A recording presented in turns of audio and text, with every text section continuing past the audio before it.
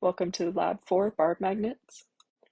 So some of the goals for this lab include to measure the distance dependence of the magnetic field due to a small Barb magnet and to compare the experimental measurements with equation predictions. So a brief overview of the findings: the distance dependence was found to be negative 3.2655 meters. Um, the magnetic dipole was measured to be about 3 million amps per meter squared. The off-axis magnetic field was measured to be about 65 Tesla, and the simulated off-axis magnetic field was about 2.76 times 10 to the negative 6 Tesla. Some important concepts from this lab include the Biot-Savart law, which includes describing the magnetic field generated by a constant electric current. So this relates the magnetic field produced by an object at a certain observation point to the current running through the object and the distance between the source and the observation points. That can be modeled in these equations shown below.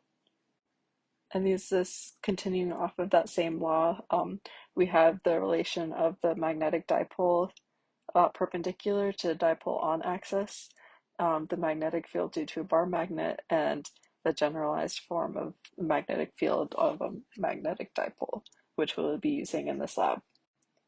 The system of this experiment will be the magnetometer, which will be the observation point, and the surroundings will be the bar magnet, which is the source of the magnetic field. So for the procedure for this lab, first we need to find the magnetic sensor in the phone, and we did this by moving and orientating the phone so that the X component on the reading reaches as close to zero as possible, and then we were able to measure the on-axis magnetic field, and so we found the distance at which the X component gave these different readings, so 20, 70, 120, 170, and 220, and each measurement was taken 3 times so that an average could be obtained. And then the second part of this experiment, we did the off-axis magnetic field. And so this was measuring the distance between the magnet and the sensor so that the net magnetic field reading was 100 Tesla.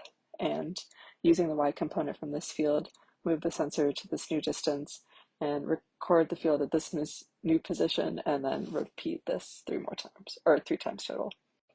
So this is an overview of the data and results from the experiment. And as you can see from the graph and the linearized version, the y-intercept would be ln of k, and then the slope would be n, which is like the distance dependence, and then,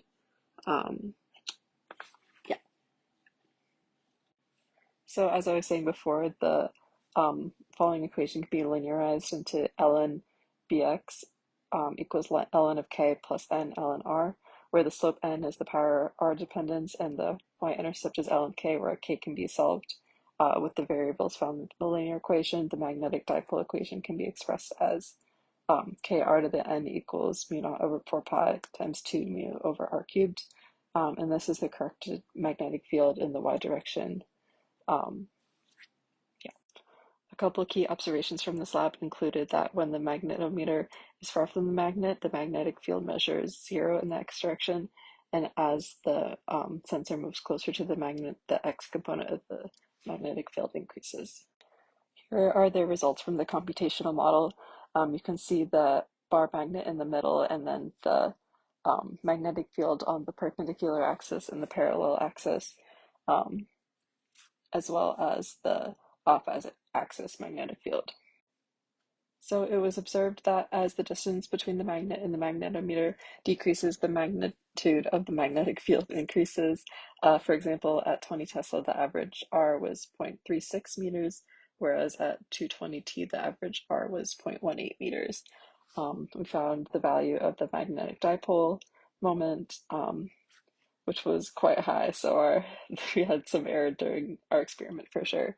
And then the key assumptions that we made in this lab is that the bar magnet was treated as a magnetic dipole and that the Earth's magnetic field is uniform. And some sources of error were definitely other electronics, devices, phones, laptops, iPads that were near the area we were measuring that definitely interfered with the magnetic field. And the sensor's exact location of the phone might not have been perfectly identified.